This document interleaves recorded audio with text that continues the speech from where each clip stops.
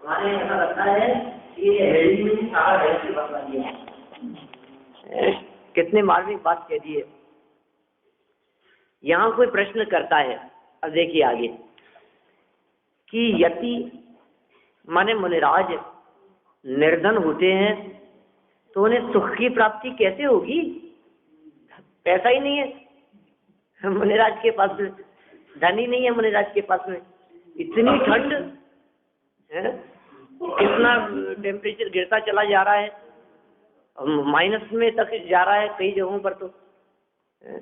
और ऐसी स्थिति में भी वहाँ रहते हुए वो लोग चूरू साइड और इस साइड जो है, आप समझिए उस साइड यदि कोई मुनिराज हो, हाँ, तो कैसे रह रहे होंगे वहाँ पर? मतलब जम जाए, घड़ों के अंदर पानी जम गया, आप सोचो अब पानी कैसे पिए? बाल्टी में पानी भरा था, वो पानी बर्फ हो गया, अब उसको कैसे पिए? ऐसी स्थिति में वे मुनिराज कैसे रहते होंगे? हमें तो ऐसे लगता है कि मुनिराज को सुख की प्राप्ति कैसे होती होगी, वे तो बहुत दुखी होंगे। अरे ऐसा लगता है कि शायद दुखी इसलिए भोगते होंगे कि सुखी हो जाएं, खूब कष्ट पाते हैं। हमें कभी कभी ऐसा लगता है खूब कष्ट पाओ, खूब तकलीफ पाओ, तकलीफ पाकर के भी हम बर्दाश्त कर रहे हैं, क्यों? क्योंकि इससे कर्मों की निर्जरा होगी। तो ऐसे मुनिराज जिनके पास में धन नहीं है, ऐसे यति ऋषि तपस्वी साधु मुनिराज निर्धन होते हैं, निर्धन होते हैं। देखिए जगत में जिनको हम निर्धन समझते हैं वे निर्धन नहीं है, असली निर्धन तो मुनिराज ही होते हैं। जिनके पास से धन निकल गया उनका नाम है निर्धन। धन की कमी भले ही हो, लेकिन ऐसे निर्धन व्यक्ति आपको गृहस्थों में ढूंढने से भी नहीं मिलेंगे। आप कहोगे साहब ये तो निर्धन है, नहीं नहीं साहब इनके पास तो कुछ नहीं है, कि 2 रुपए तो है, अरे उससे क्या होता है? तो आप निर्धन नहीं कह सकते, धन तो है उनके पास में। 1 पैसा भी है तो भी धन है। 1 पैसा भी यदि है उनके पास में तो धन है। और 1 पैसा मात्र भी जिनके पास में नहीं है, जिन्होंने 1 पैसे का भी त्याग कर दिया है, छोड़ दिया है, जिन्होंने धन का पूरी तरह त्याग कर दिया है, वे असलियत में निर्धन है। मात्र परिग्रह भी हो तो मुनि नहीं है। हाँ, सब परिग्रह का त्याग कर दिया। देखो उन्हें सुख की प्राप्ति कैसे होगी? कैसे होगी उनको सुख की प्राप्ति? उसका उत्तर देते हुए कहते हैं कि जगत में निर्धन और धनवान सभी जीव दुखी हैं। जगत की क्या बात करें हम, जगत में तो सुखी कोई है ही नहीं, सब दुखी दुखी दिखाई देते हैं। इस संसार में जीव सुखिया कोई नजर नहीं आता, हमारे को सब दुखी नजर आते हैं। ऐसा लगता है कि सब मानो दुखियों का समुदाय हो। तो ऐसा कई सुखी, अरे वो सुखी नहीं है जो तुम्हें सुखी दिखते हैं, उन्हें दुख की ही कुछ कमी है। हम भी वर्तमान में सुखी नहीं है। अरे वाह आज तो क्या मजा आ गया, मजा नहीं आ गया, दुख की थोड़ी बहुत कमी थी, उसमें सुख का भ्रम हो जाता है, वास्तव में सुखी नहीं। कह रहे निर्धन और धनवान 2 भागों में विभाजित कर दिया सारे जगत के जीवों को, कुछ निर्धन की श्रेणी में, धनवान की श्रेणी में। निर्धन माने अल्प धन वाले, ये सभी जीव दुखी हैं, यति ही महासुखी हैं। यह बात आगामी 2 चरणों में कहते हैं, 65 नंबर और 66 नंबर और पेज नंबर 62, अनुष्टुप छंद है।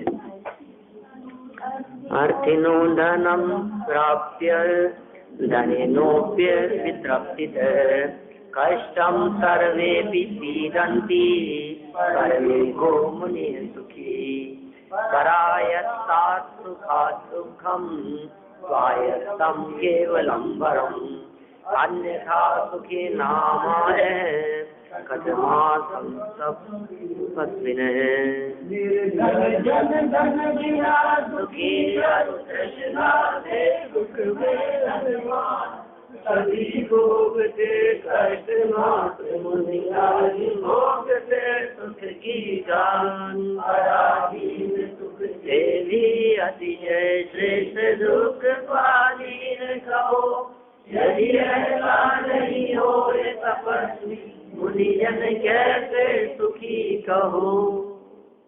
क्या कह रहे हैं? निर्धन क्यों परेशान है? तो कह रहे हैं धन बिना क्या करें साहब, धन नहीं है, पैसा नहीं है, अरे साहब दरिद्रता है, बहुत बड़ा एक अभिशाप जैसा है, क्या करें, कुछ नहीं है हमारे पास में, तो कुछ व्यवस्था नहीं है, खाने सुबह भोजन कर लिया, शाम के भोजन का ठिकाना नहीं है।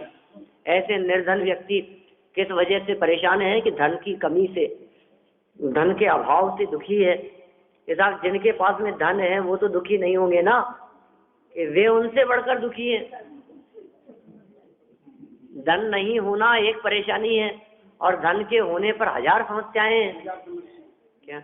लेने वाले, मांगने वाले, खा जाने वाले, लूट लेने वाले, चोरी कर लेने वाले हैं, उसको संभालना है, उसको किस तरह से उपयोग में लेना, क्या करें, ये अनेक प्रकार की समस्याएं हैं। और फिर इतना ही नहीं है, इसके साथ साथ में जितना बढ़ता चला जाता है वो बढ़ा हुआ नहीं लगता है, वही कम लगने लगता है। तो ऐसी तृष्णाएं होने से वो धनवान व्यक्ति भी बहुत अधिक दुखी है, बढ़ता ही चला जाता है। शहर में रहते थे, एक छोटा सा मकान था और कॉलोनी में एक बड़ा मकान बना लिया, तो ऐसे लगता है इस कॉलोनी में तो है, उस कॉलोनी में भी होना चाहिए, यहाँ तो है ही। अरे शिखर जी जाते हैं, ठहरने की बहुत परेशानी होती है, एक कमरा तो अपना यहाँ भी होना ही चाहिए। महावीर जी के अंदर वो फ्लैट्स बन रहे हैं, एक फ्लैट तो अपना भी होना ही चाहिए, वहां भी कभी जाओ तो, कभी भी जाओ, एक आध दिन ठहर आओ, महावीर जी जाओ। माने इसकी इच्छाएं ऐसी बढ़ती चली जाती है, यहाँ भी होना चाहिए, यहाँ भी होना चाहिए। इससे क्या होता है साहब, इतने से क्या होता है? अरे इतने से तो कुछ भी नहीं होता, एक झटका लगता है और तो साफ हो जाता है ये तो। नहीं, और होना चाहिए, और होना चाहिए। ये तृष्णा के कारण निरंतर दुखी बना रहता है। और यदि मैं छोटे दादा डॉक्टर साहब के शब्दों में कहूँ ये बात, तो कहते हैं कि जोड़ने के चक्कर में इतना परेशान रहता है कि भोगने की इसे फुर्सत ही नहीं मिलती, भोगने की तो फुर्सत ही नहीं मिलती, जोड़ने में लगा रहता है और जोड़ते जोड़ते ही जीवन पूरा हो जाता है। काय के लिए जोड़ता था, भोगूंगा, काय के लिए जोड़ता था, बुढ़ापे में, अंत समय में, अरे कभी अवसर आया, वो अवसर आया ही नहीं, क्या वो मौका मिला ही नहीं। अब जब आगे मौका मिला ही नहीं तो फिर जोड़ जोड़ करके क्या किया, तो क्या नतीजा निकला? कह रहे हैं निर्धन जन धन बिना दुखी और तृष्णा से दुखमय धनवान, सभी भोगते कष्ट, सारे जगत के जीव कष्ट भोगते हैं। अब बोलो आप ये कष्ट किस वजह से भोग रहे हैं? अब मुझे वजह बता दो आप, अलग अलग वजह नहीं चाहिए। हमने एक वजह बतला दिया कि साहब उसके पास में धन नहीं था, इस वजह से परेशान था। एक व्यक्ति के बारे में कह दिया कि धन तो था लेकिन तृष्णा से परेशान था। कुल मिलाकर के असली बात तो यही है, धन की कमी से भी परेशान नहीं होता और धन की अधिकता से भी परेशान नहीं होता, परेशान तो अपनी उल्टी मान्यता से होता है।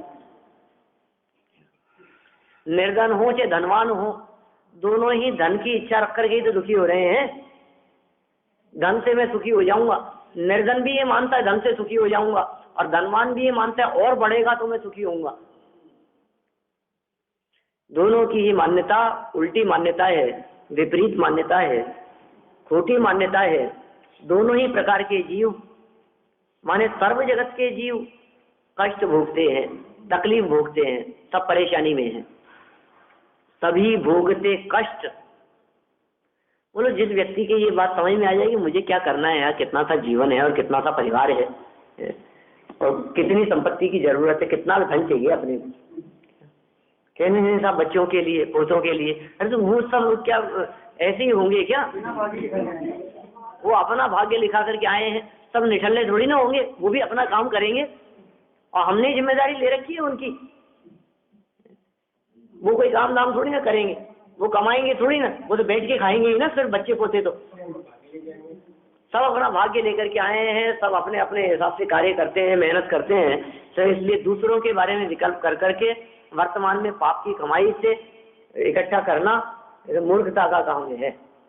समझदारी इसी में है, जितना है वो पर्याप्त है अपने जीवन यापन के लिए। यहाँ बैठे हुए कोई ऐसे नहीं है जो दोनों टाइम रोटी खाते रहे और एक पैसा भी न कमाए तो जीवन में कोई परेशानी आ जाए, कोई नहीं है ऐसे। जितने लोग अपन बैठे, दोनों टाइम रोटी की बात कर रहा हूं मैं, इच्छाओं पूर्ति की नहीं। क्या माने देखो, आप दोनों टाइम आप मजे से रोटी खा सकते हैं, इतना तो सबके पास है। और फिर इच्छाओं का तो अंत है ही नहीं। फिर इच्छाओं का तो ऐसा है कि आप 2 मिनट में 10 लाख खर्च कर दो। क्या मकान है सबके पास में, सब रह रहे, सबकी व्यवस्थाएं सब चल रही है बराबर। क्या लेकिन यदि आप ये सोचो कि मैं 25 लाख का मकान खरीद लूं, क्या करोगे आप? 25 लाख के ब्याज में आप आराम से यदि हैं आपके पास में तो मकान का किराया भी दे सकते हो और आसानी से जीवन यापन भी कर सकते हो। कई समझदार लोग ऐसे भी मिलते हैं, मकान बनाता है, हाँ बेवकूफ बनाता है, उसमें किराया पे रहता है, वो समझदार है। कह रहे हम तो अपनी बात कर रहे हैं कि यदि संतुष्ट होकर के रहा जाए तो हमें दुखी करने में कोई समर्थ नहीं। जितना है पर्याप्त है, और कह रहा हूँ जितना है ना वो भी सब खत्म नहीं कर पाएंगे, अंतिम सांस तक छोड़ के ही जाएंगे हम। हमें कोई ऐसा बतला दो कि जो सब कुछ खत्म करके चला गया हो, पूरा भोग लिया हो, सब छोड़ के ही जाएगा जो भी है। हम कह रहे हैं किसके लिए छोड़ करके जाने की बात कर रहे हो आप? आप तो एक काम करो, जितना है आपके पास में सब निपटाने की सोचो आप। क्योंकि जितना निपटता चला जाएगा उतना परिग्रह की गठरी पोटली अपने माथे पे कम होगी, हल्की होगी। हमारे ये जो पोटली बंधी हुई है अपने माथे पर, वो है ना, काहे माया के चक्कर में केले खेल, उसकी लाइन कहाँ है शुरू की? छोड़ दो अवगुण की गठरी, ज्ञान की अब बांध लो। ये सब मोह माया, बाह्य वैभव, संपत्ति और इकट्ठा करने की भावना, ये सब क्या है? ये मोह की गठरी है जो अपने माथे पर बांध रखी है। अपने को भले ही दुनिया में लोग ऐसा कहते रहे कि कुछ नहीं ले जाएगा, साथ में सब ले जाएगा, सारी संपत्ति ले जाएगा, लेकिन कैसे? मोह के रूप में, उसकी तन्मयता और एकत्व पने के रूप में ले जाएगा। सुखी होने का उपाय इनको भोगना नहीं है, सभी भोगते कष्ट मात्र। अब इस मात्र को दोनों तरफ लगाया जा सकता है, सभी भोगते कष्ट मात्र। एक तो इधर लगा लो और दूसरी तरफ लगाओ तो कहेंगे मात्र मुनिराज भोगते सुख की खान।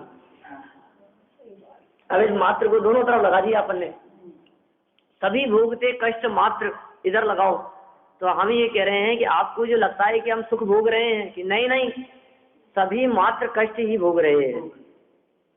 किंतु मैं तो सुख भोग रहा हूँ, नहीं, आपको भ्रम हो गया है, आप भी कष्ट ही भोग रहे हैं। तो फिर सुख कौन भोगता है? कि मुनिराज भोगते सुख नहीं, सुख की खान।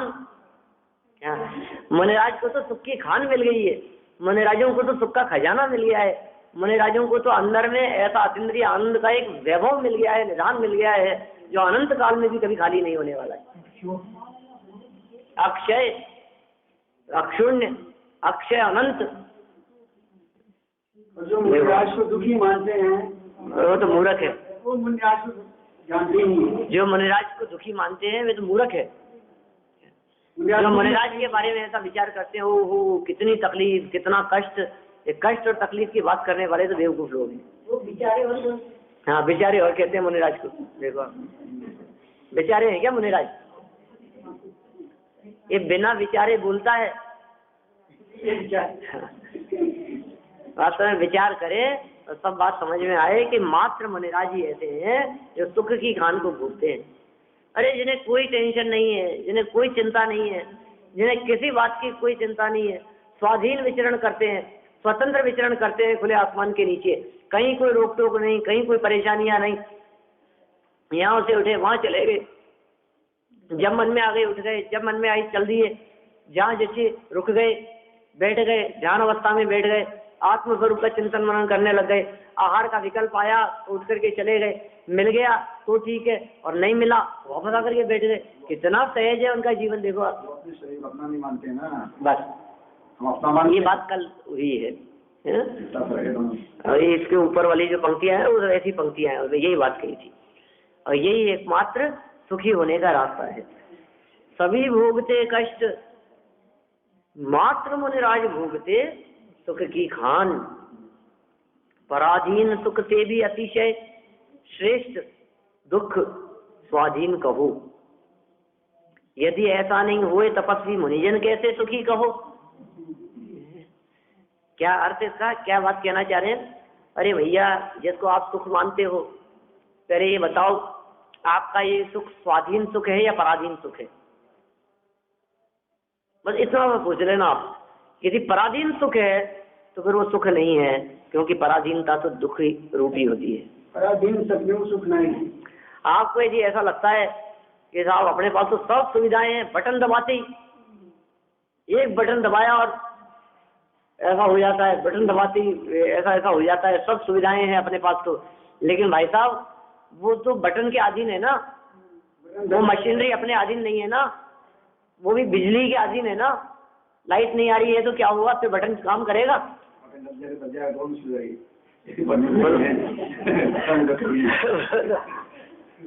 माने क्या कह रहे हैं यहाँ, पराधीन सुख है हमारा। जितना भी सुख है, आपको भोजन में सुख मिल रहा है तो हमारा सुख भोजन के अधीन हो गया। हमारे को पत्नी बच्चों परिवार के साथ में सुख मिल रहा है तो समझ लीजिए हमारा सुख परिवार के अधीन हो गया। हमारा हितैषी अच्छे सज्जन मित्रों की वजह से हम सुखी हैं तो हमारा सुख मित्रों के अधीन हो गया। हम यदि अच्छे घर की वजह से सुख मानते हैं तो समझ लीजिए हमारा सुख तो अच्छे घर के अधीन है। कल यदि घर टूट जाएगा, घर में दरारें पड़ जाएगी, भूकंप आ जाएगा, झटके में छत गिर जाएगी, हिल जाएगी, तो हम दुखी हो जाएंगे। हमारा सुख जो जिन बातों में हमने सुख मान रखा है, ये सारा का सारा सुख पराधीन सुख है। स्वाधीन सुख की तो हमने कल्पना भी नहीं की कि स्वाधीन सुख कैसा होता होगा। जितना सुख है हमारा, अब सोच लो आप किस किस चीज में सुख मिलता है। अभी तक तो अपन कई बार चर्चा ऐसी की अपन ने, किन किन वजह से दुखी हैं अपन, क्यों क्यों क्या कारण से दुखी हैं। और अभी हम यहाँ बात कर रहे हैं आप किस किस वजह से सुखी हैं, वो बातें गिनाओ आप हमारे को। अरे साहब इतने अच्छे कपड़े हैं, ठंडी नहीं लगती अपने को, तो सुखी हो गया। क्या जर्सी पहनी है, इस जर्सी को पहन करके तो मुझे ऐसा लगता है बिल्कुल हीटर लगा दिया गया हो, बिल्कुल ही ठंड नहीं है। कितनी हिमाचल, कितना गर्म शॉल है, सुखी हो गए हम तो इससे। और सच बताना तो फिर हमारा सुख इस शॉल के अधीन हो गया, स्वेटर के अधीन हो गया। स्वाधीन सुख नहीं है। अरे साहब क्या मिठाई बनी है घर में, मजा आ गया, आज तो गरम गरम मिल गया इतनी ठंड में, अपने को तो मजा आ गया। आपको जो ये सुख लग रहा है ये पराधीन सुख है। ये कह रहे हैं पराधीन सुख से भी स्वाधीन रहते हुए यदि कष्ट भी भोगते हो, कदाचित बाहर में कष्ट भी मिलता हो, तो वो श्रेष्ठ है। हर व्यक्ति को स्वाधीनता चाहिए, स्वतंत्रता चाहिए। देखो कोई किसी के अधीन नहीं, किसी की वजह से हमारे को अपने इंडिपेंडेंट रहो, अपने अपने दूसरे की वजह से जबरदस्ती बंधन हो जाता है, बंध जाते हैं। ऐसे नहीं, ऐसे फिर साथ में गए, फिर साथ साथ में फिर उन्हीं के साथ में उन्हीं के हिसाब से चलो, फिर आपस में एक दूसरे कुछ तो कॉम्प्रोमाइज करना ही पड़ता है। फिर ये कह रहे हैं पराधीनता में सुख नहीं है, और कह रहे हैं उससे भी अतिशय श्रेष्ठ कौन है कि दुख स्वाधीन कहो। साहब हम तो अपने में है, देखो हमें आपके सहयोग की जरूरत नहीं है, हमें किसी के अधीन नहीं होना है। हम भले ही दुख पालेंगे लेकिन किसी के आगे जाकर के हाथ नहीं फैलाएंगे। देखिए ऐसे लोगों की स्वाधीनता, भले ही दुख पालेंगे लेकिन हमें किसी का एहसान नहीं चाहिए। क्यों, क्या दिक्कत है आपको कि जिनका एहसान लिया उन्हीं के गुलामी करो, आप उन्हीं के अधीन हो गया तो पराधीन हो गया ना वो सुख। तो पराधीन सुख से भी श्रेष्ठ है स्वाधीन दुख। कदाचित हमें भोजन नहीं मिलेगा, देखो तुम आ जाओ हमारी शरण में। राजा कहता है मुनिराज को, मुनिराज मैं चाहूंगा तो भोजन मिलेगा तुम्हारे को, नहीं तो भोजन नहीं मिलेगा, आ जाओ मेरी शरण में। कह रहे हैं स्वाधीन रह करके तो भोगना अच्छा है, आर मिले तो ठीक, नहीं मिले तो ठीक। कह रहे हैं यदि ऐसा नहीं हो मान लो, तो फिर तपस्वी मुनिराजों को कैसे सुखी कहोगे। तपस्वी मुनिराजों को सुखी नहीं कहा जा सकता है। उनके सुख का एक ही आधार है स्वाधीनता। स्वाधीन है, जिस आनंद का उपभोग करते हैं वो आनंद भी स्वाधीन है, अंदर में उपयोग डुबोया और आनंद आ गया, इतना स्वाधीन है सुख। देखिए अर्थ पढ़ते हैं पर इसका, सभी वस्तुओं के अभिलाषी निर्धन, धन रहित होने से महादुखी है। क्या कहा? निर्धन कौन है? आप कहेंगे साहब इनके पास तो कुछ नहीं है, इनके पास तो कुछ नहीं है। इसका मतलब बहुत सारी वस्तुओं की इच्छा रखता है, ये अभिलाषा रखता है। निर्धन व्यक्ति कौन है? तो कहे नहीं साहब अच्छे बर्तन होने चाहिए, नहीं साहब अच्छे कपड़े होने चाहिए, अच्छे कुछ तो होना ही चाहिए, बहुत ज्यादा नहीं लेकिन कम से कम सर छिपाने के लिए छत तो हो हमारे पास में, किराए के मकान, घर का मकान तो होना ही चाहिए, भले ही छोटा हो जाए लेकिन अपना हो।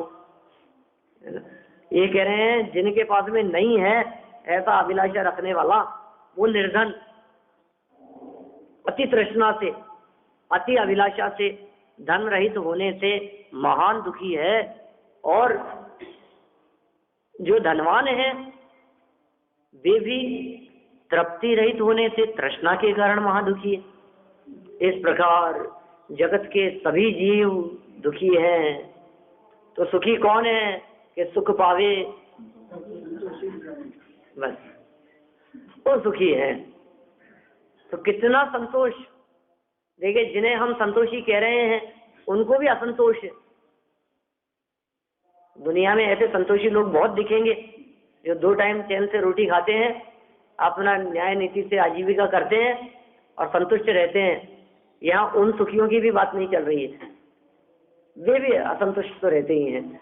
यहाँ तो उनकी बात चल रही है जिन्हें जरूरत नहीं और जिनके पास में है नहीं और जरूरत भी नहीं, वे संतुष्ट हैं। मुनिराजों की बात चल रही है यहाँ तो। जगत के सभी जीव दुखी हैं। वास्तव में विचार करें तो संतोषी महामुनि ही महासुखी है। अकेले मुनि की बात नहीं कर रहे, संतोषी महामुनि वे ही सुखी हैं। माने यदि किसी मुनिराज को भी संतोष नहीं है, मान लीजिए मुनि पद अंगीकार करके भी, तो फिर वो दुखी पाएंगे। मुनि अवस्था अंगीकार करके भी यदि उन्हें संतोष नहीं है, संतुष्टि नहीं है और माथे पर वजन है बहुत, तो फिर वे सुखी नहीं है। पराधीन सुख से स्वाधीन दुख ही श्रेष्ठ है। यदि ऐसा न हो तो तपस्वी मुनियों को सुखी कैसे कहा जाए? मैंने तपस्वी मुनिराजों को सुखी नहीं कहा जा सकता है। भावार्थ देखिए, जगत में जितने भी जीव हैं सभी दुखी हैं। एक इंद्री भी, 2 इंद्री भी, 3 इंद्री, 4 इंद्री, विकलत्र, असैनी, सैनी, सब मिथ्या दृष्टि दुखी हैं। जो निर्धन है वे सर्व सामग्री रहित हैं, इसलिए अपने को दुखी मानते हैं। निर्धन क्यों दुखी मानता है? मेरे पास तो कुछ नहीं है इसलिए मैं दुखी हूँ, परेशान हूँ साहब। अरे साहब हम ही जानते हैं कैसी व्यवस्था है, कुछ भी तो नहीं है। दूसरे लोगों को दिखता है ऐसे ही, हमारी हम ही जानते हैं। ये कह रहे हैं अपने को दुखी मानता है क्योंकि वो सर्व सामग्री रहित है, निर्धन व्यक्ति। तथा जो धनवान है उनकी तृष्णा बढ़ती रहती है और तृप्ति नहीं होती। अतः तृप्ति के बिना उन्हें सुख कैसे होगा? वे भी महादुखी है। धनवान तो हैं, सब कुछ है हमारे पास में, लेकिन सब कुछ है कैसे कहा जा सकता है? बहुत कुछ होते हुए भी कमी लगती है ना। अभी कमी लगती है हमारे को। अभी ऐसे लगता है साहब सब कुछ तो है, लेकिन क्या करें, इधर उधर जाने के लिए गाड़ी की जरूरत पड़ती है। फिर गाड़ी आ गई, नहीं साहब गाड़ी तो यहीं काम आती है, लेकिन कहीं भी इधर उधर जाना है तो रिजर्वेशन नहीं मिलता है हमारे को, वो तकलीफ रहती है।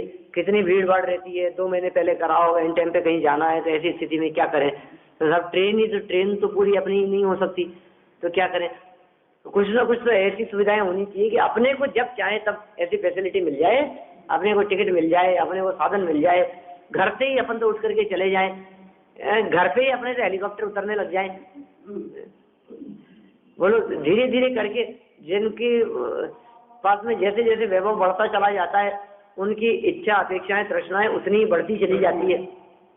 तो उसने क्यों बनाया? बोलो मुकेश अंबानी ने इतना बड़ा, हाँ क्यों बना लिया उसने? जरूरत महसूस होती है, क्या करे, उसके बिना काम नहीं चलता। तो जिनके पास में जितना पैसा होता चला जाता है उनकी तृष्णाएं भी उतनी ही बढ़ती चली जाती है। तृष्णा बढ़ती रहती है और तृप्ति नहीं होती, तृप्त नहीं होता। कि क्यों नहीं होता? कि ये तृष्णा ईंधन के समान है, जितना इसमें डालते हैं सब स्वाहा होता चला जाता है। तृष्णा की खाई खूब भरी पर रिक्त रही, वह रिक्त रही। गजब कर रहे हो आप, खूब भरी तो फिर रिक्त कैसे रही? कि जो जो अंदर डालते जा रहे थे सब स्वाहा होता जा रहा था। तृष्णा रूपी खाई में जो कुछ भी हमने समर्पित किया हम डालते जा रहे थे और फिर स्वाहा होता जा रहा था। तो तृष्णा की खाई में जो भी गया फिर स्वाहा, फिर तृष्णा की खाई में जो गया स्वाहा, फिर तृष्णा की खाई में जो डाला फिर स्वाहा, खत्म खत्म खत्म। जैसे अग्नि कभी ईंधन से तृप्त नहीं होती, पीछे दिया था ऐसा उदाहरण, ध्यान होगा आप लोगों को। जिस प्रकार अग्नि कभी ईंधन से तृप्त नहीं होती, उस प्रकार तृष्णा और इच्छाएं कभी सामग्रियों से शांत नहीं होती, पूरी नहीं होती, बढ़ती ही चली जाती है। जिस प्रकार ईंधन से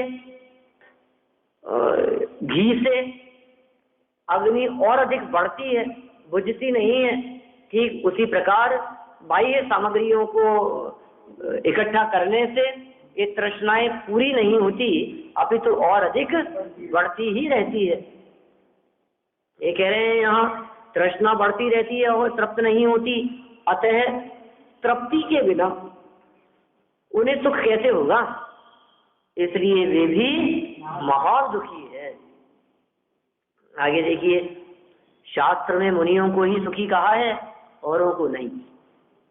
सच्ची बात तो यही है भैया।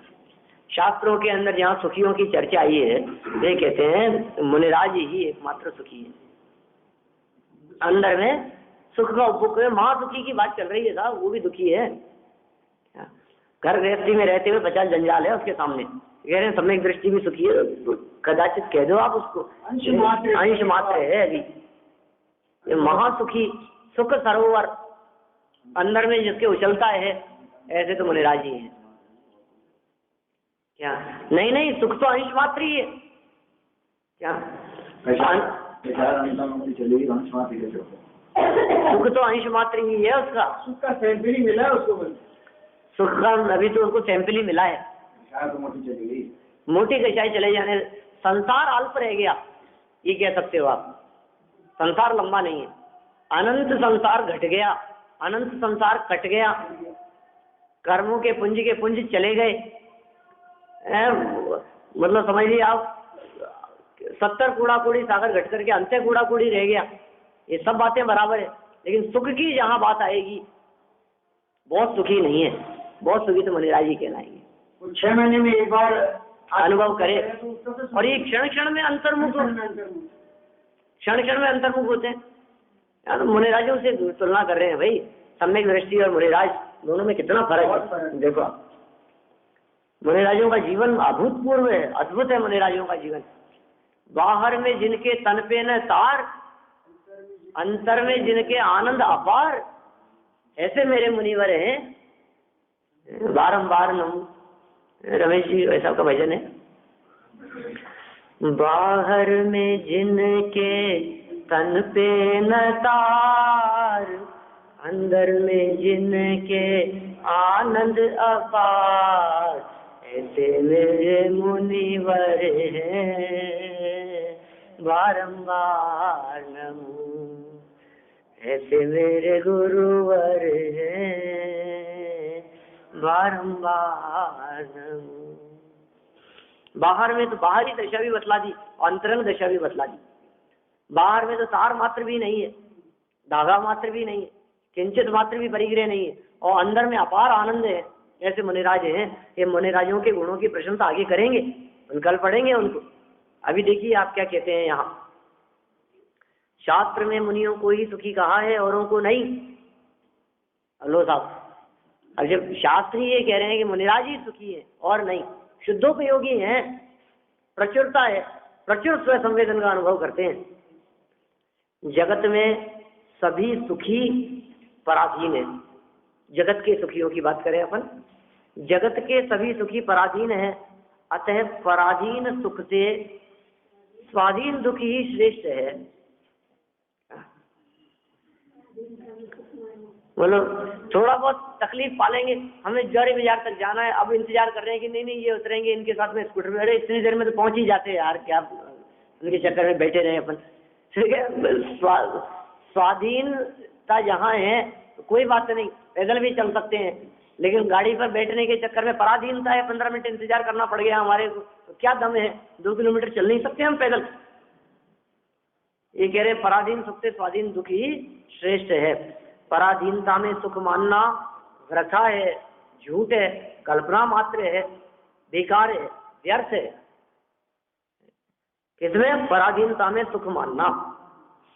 यदि पराधीनता में सुख होता तो स्वाधीनता से महातप करने वाले मुनिराज सुखी क्यों कहे जाते? पराधीनता में सुख होता यदि मान लो तो हो लो मुनिराज भी अधीन, स्वाधीनता से महान तप का सेवन कर रहे हैं, तपस्चरण कर रहे हैं स्वाधीन होकर के। और तप करने का मतलब तो ऐसा लगता है भूखे रहना और नंगे पांव जमीन पर चलना, सर्व परिचयों को सहन करना, अनशन का भक्ति प्रसन्न क्या नाजी, नाम भूल गए आप लोग वैसे, है ना 12 तप के नाम याद है क्या? याद है सर?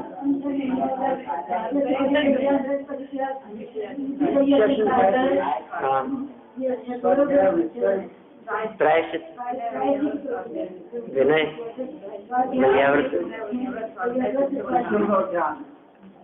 निकल गए दिमाग से। लंबा समय हो गया, मेरे ख्याल से 6 महीने तो ही गए होंगे। कौन से ग्रंथ? कार्तिक के अनुपेक्षा में पढ़े थे हम। हाँ, तप अधिकार की चर्चा करते हुए 2-4 महीने, 2-3 महीने उसके बाद भी चला होगा, और 2-1 महीने इसको हो गए चलते हुए लगभग, है ना, हो गए 2-1 महीने तो मेरे ख्याल से ज्यादा हो गए।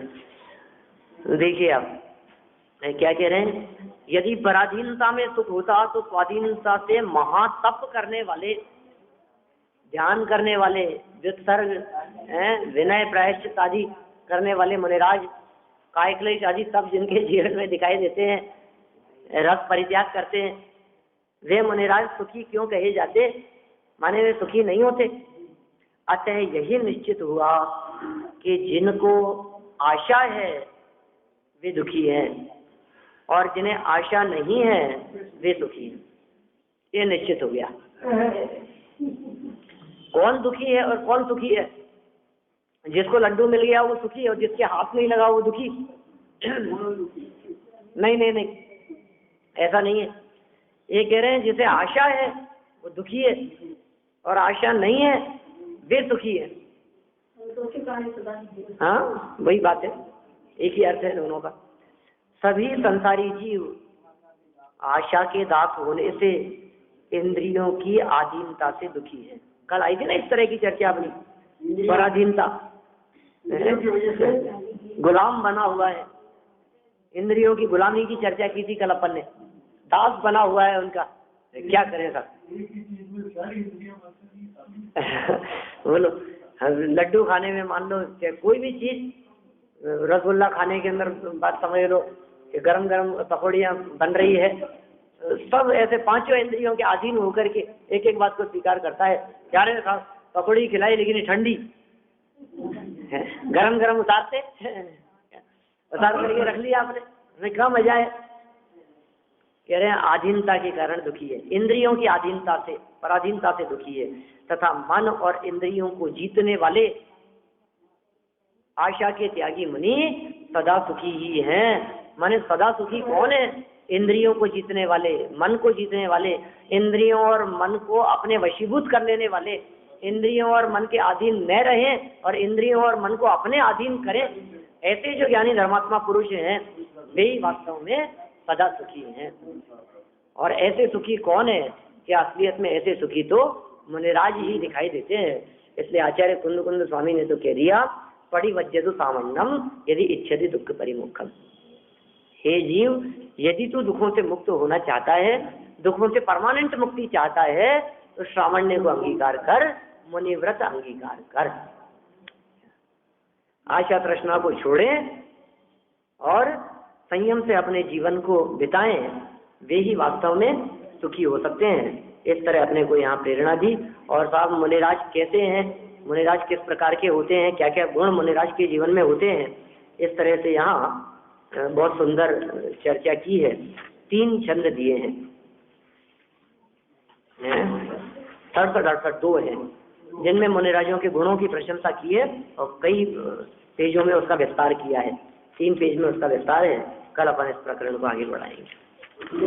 ज्ञानानंद स्वभावी हूँ, ज्ञानानंद स्वभावी मैं हूँ, अपने में धर्म पूर्ण करती, कुछ गम नहीं, मेरा रूपी स्पर्शी करके कुछ भी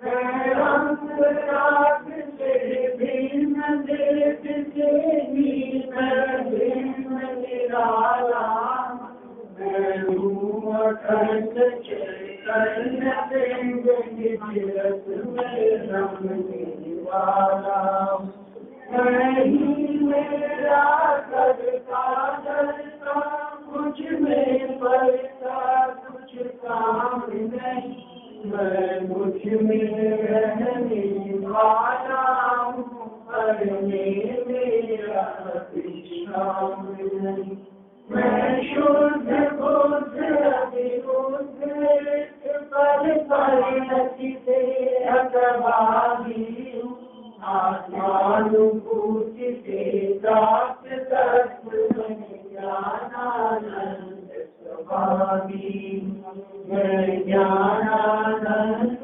स्वभावी, मैं ज्ञानानंद स्वभावी, नाश बिल्कुल प्रकाश बिल्कुल बाबा परिभाष बिल्कुल मानुषी बतान विचान बिल्कुल विमान बिल्कुल पर बिल्कुल परम समानी अनुभव काल बिल्कुल जीव जगाल बिल्कुल कारुण सदाल बिल्कुल भजन कहाँ तार बिल्कुल पार के उतार बिल्कुल सुख विस्तार बिल्कुल जिम्मेवारी है, जिम्मेवारी की दुखी अद्भुत हमारा की करे से माता कोई जिम्मेवारी भारती कोई है, जो तेरा शरणा करे तो पावे पूछे, ज्ञानी के ज्ञान से तुझे रोका रो, तुम्हारी मतलब